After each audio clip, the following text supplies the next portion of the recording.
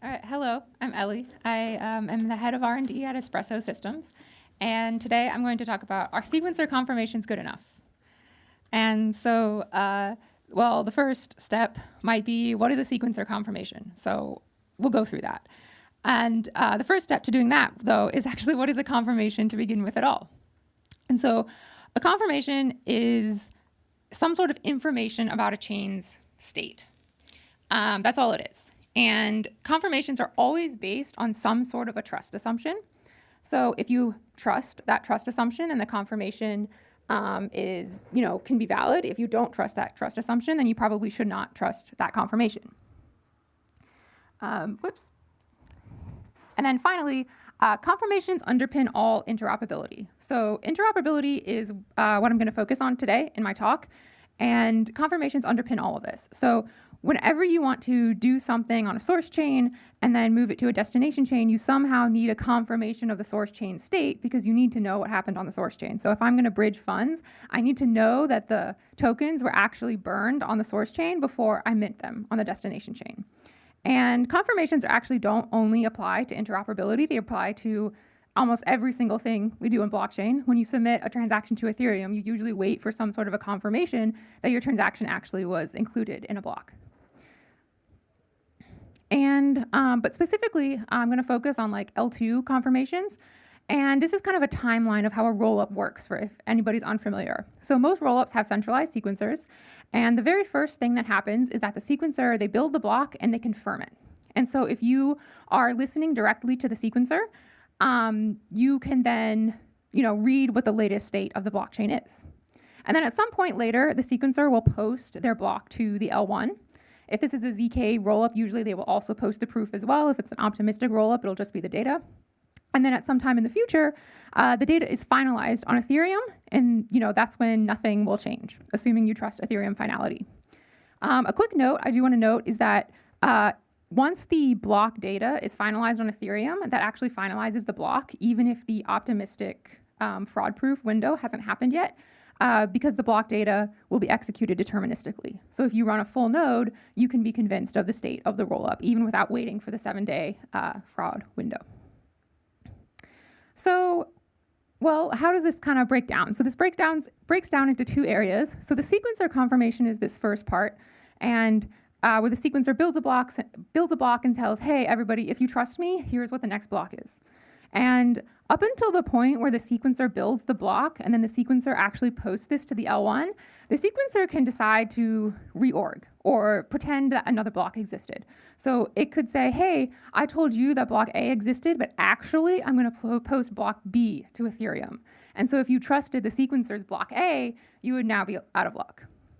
And then there is also some trust between the time it's posted to Ethereum to the time it's actually finalized on Ethereum. Technically, yes, Ethereum can reorg. It often doesn't happen. But from a technical standpoint, that is still like a trust assumption if you are not waiting for full Ethereum finality.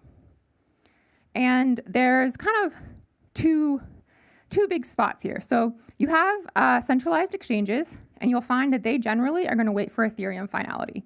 And the reason is because they have a lot of money, and what they're doing is if I deposit from my Ethereum wallet into a centralized exchange, and then I want to redeem that for fiat, if they give me fiat and then it turns out my transaction actually never ends up in Ethereum, they can't get their fiat back from me. Well, maybe they could sue me or something, but generally they're not going to take that risk. So that's why they wait all the way for Ethereum finality. But a lot of interop actually does not do that. They just use sequencer confirmations. And so most bridges do this, particularly a lot of multi-sig bridges only use sequencer confirmations. And then also intents also generally use sequencer confirmations. So the way an intent works is that you have some solver who sees that a user wants to bridge funds. They listen to the sequencer confirmation for the source chain, and then they front to the user those funds on the destination chain, and later will reclaim the user's funds on the source chain. And so this is how that works. So kind of going into the next part, are sequencer confirmations good enough? And so what do I mean by good enough? And I think the main question is, well, why don't centralized exchanges just use sequencer confirmations? Or if sequencer confirmations are insecure, then why do multi-sig bridges use them, and why do intents use them? So Like there's clearly some discrepancy here. And so going back to our timeline, I'll say that there's generally this trade-off between a fast confirmation and a secure confirmation. And so fast confirmation generally is viewed as like a sequencer confirmation, or even a multi-sig, like signature would also kind of be in the same realm as a sequencer confirmation. And then you have the slow secure ones like Ethereum finality. And confirmations do generally get stronger over time, but I do want to point out that that's not always the case. And so if we go back here to where the sequencer can reorg, so actually any time during this point, the sequencer can reorg. It doesn't matter that at this point, the sequencer is like 20 blocks deep. It can actually still reorg just the same as it can reorg after it's 1 block deep. And I think that this is a common misconception that, because in Ethereum, you know, the further the more block depth you have, generally the more secure your block is. And that is actually not the case with a lot of rollups. So this is kind of where the analogy of confirmations getting stronger over time actually breaks down. But the point is, big point I want to make is that this trade-off is not linear. So we often think that there's this, linear trade-off between speed and security, and there's actually not. There's actually kind of a point that you can optimize where you can get pretty good speed. It's not quite as good as the sequencer confirmation, because ultimately the sequencer is building the block, so it's going to be the first person that can give you the confirmation of the state. And maybe it's not quite as secure as L1 finality, but it's pretty close. And so you can kind of optimize on this curve. And so here's kind of where these things land. So we have sequencer confirmations, then we have, kind of something in between, which would be like a BFT confirmation, which is a confirmation by a consensus network, and then we have L1 finality. And I briefly want to talk about based confirmations or pre-confs, if any of you are familiar with those. So based pre-confirmations are just sequencer pre-confs. They're actually the same thing. It's where whomever is sequencing the block is giving you some sort of confirmation on the state before it's actually finalized. And they can always revert that. They can always say, hey, I told you your execution executed, and actually I didn't include it.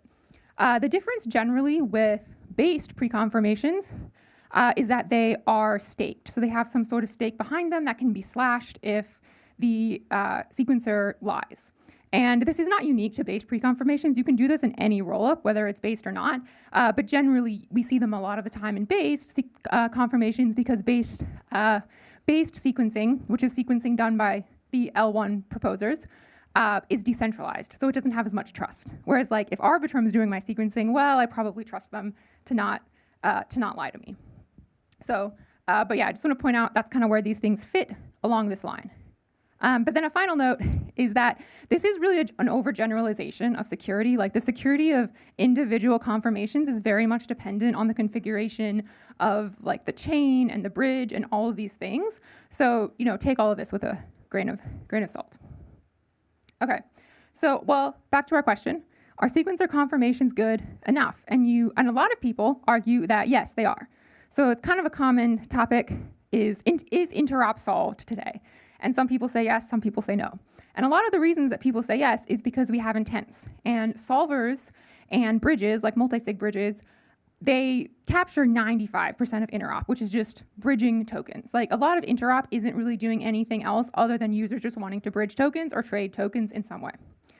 And so the argument is that, well, yeah, intents solve this. So yeah, sequencer confirmations are good enough. Why do we care? And I'm going to argue 2 points. One, intents do not solve all of interop. They do solve a lot of it, and they solve a very important part of it, but they do not solve all of it. And then 2, sequencer risk is very real. So I'm actually going to start with the sequencer risk is real. You could say, well, centralized sequencers have a lot of reputation to lose, so you can trust them. Like Arbitrum has never, as far as I'm aware, equivocated or lied or had their sequencer reorged, as far as I'm aware. But I would also like to point out that Arbitrum is a very unique case. It is a very large rollup. It has probably a very good infrastructure team, and that's not the case for every single rollup. And another point to point out is that the cost to hack a sequencer is not the cost of its reputation. It's kind of the cost of their DevOps team or how well they manage their infrastructure. So if you have, this isn't the case for Arbitrum, I don't think, but if you had a centralized sequencer that was not managed very well and someone was able to, easily hack it or DOS it or something like that, it really doesn't matter how much reputation that chain has. Okay, well then you say, okay, fine. Well, Arbitrum wouldn't lie to me, but then you have all of these long tail chains and decentralized sequencers, and they don't have this reputation, so we can't trust them. Okay, but then the argument is like, yeah, well, that's what we have slashing for. That's exactly what based precomps do, is they slash in the case that the sequencer equivocates. And I'm going to argue that slashing is good and has value. It's not the same as preventing equivocation in the first place, though. And this is because it can't capture all of the value lost due to the time between equivocation and slashing. So for example, if you have a slashing mechanism that slashes and then it refunds the users that were affected with those slashed funds, that doesn't necessarily capture all of the value that a user could have lost. So for example, maybe a user bridged funds from one chain to another, or actually, let's say you were a solver, you fronted funds on the user on the other chain, and then it turned out that the sequencer equivocated, and so you lost your funds on the source chain.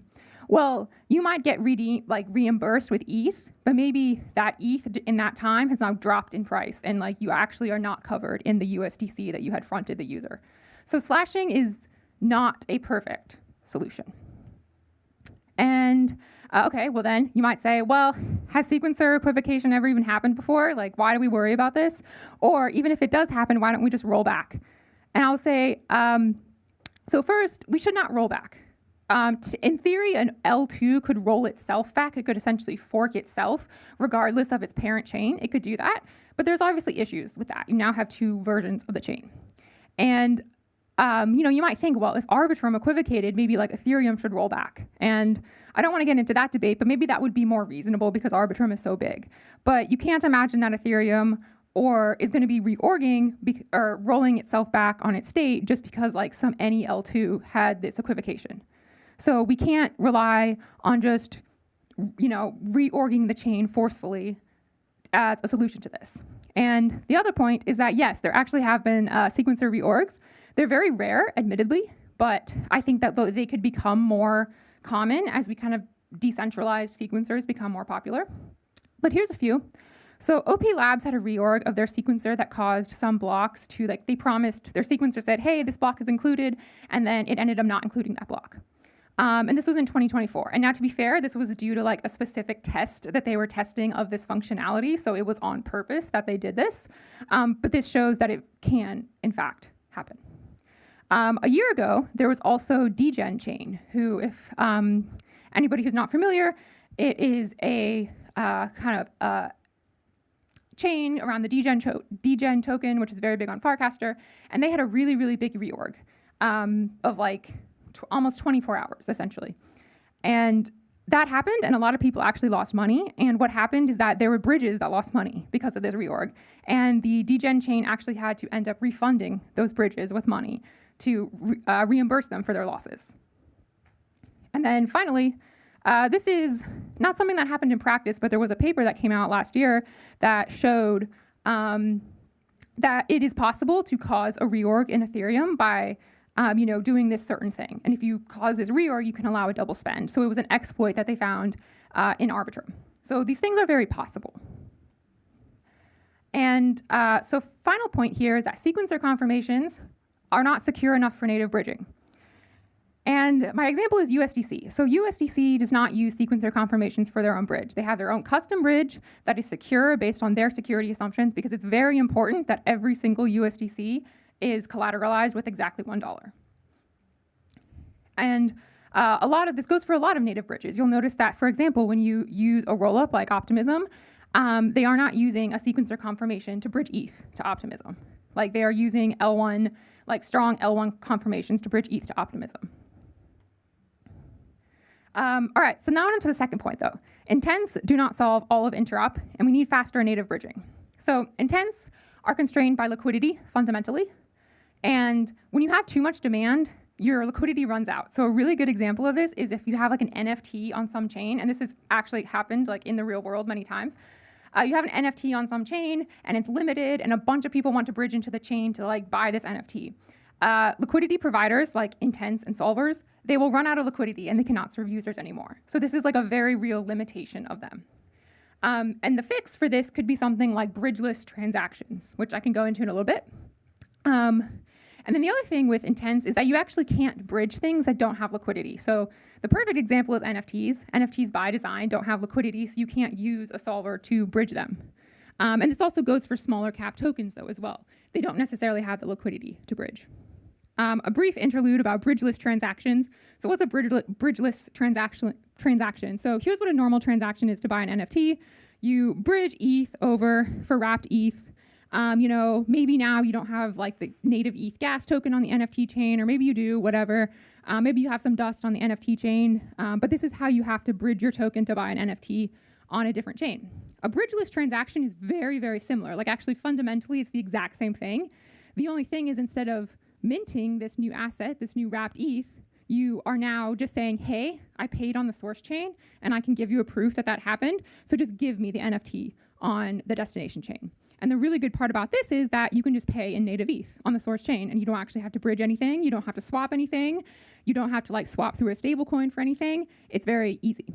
But in order to do this, because you're dealing with like this kind of native currency, you need to have a really like a strong confirmation in there that says, I am definitely sure that this user has definitely deposited ETH on this source chain. And then the final issue with intents is that their incentives aren't really aligned to work for a lot of interop use cases. Intents and solving it works really, really well for like USDC and stablecoins. But it doesn't work well for small chains because solvers just can't make enough money to make it worth their while to keep liquidity on small chains. And small chains often have a very hard time attracting solvers unless they are subsidizing them with like token grants. And the other thing is they don't work for small tokens as well, because again, solvers they're not going to make enough money providing liquidity for some small token. They make money providing liquidity for like USDC.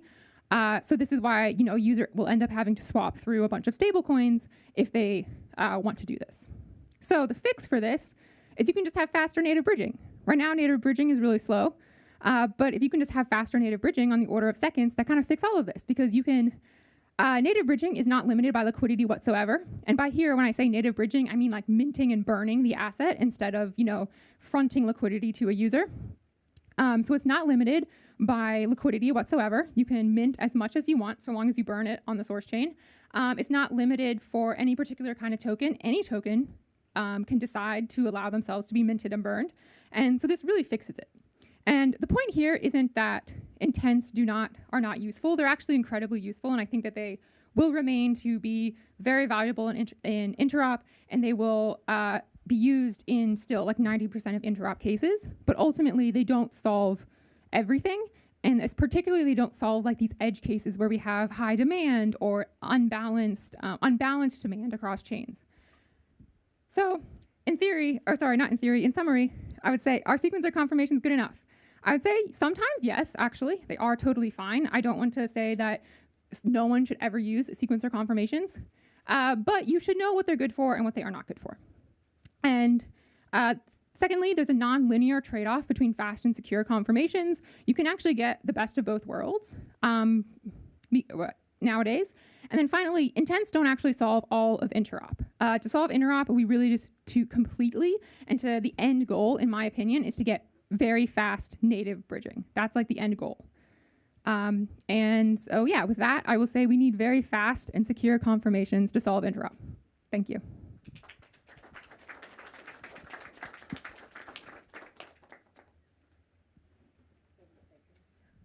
Any quick questions? How does Espresso link into this? The question was, how does Espresso link into this? Well, Espresso provides secure and fast confirmations. That's how Espresso links into it. I set it up for you. Yeah. Thank you, everybody.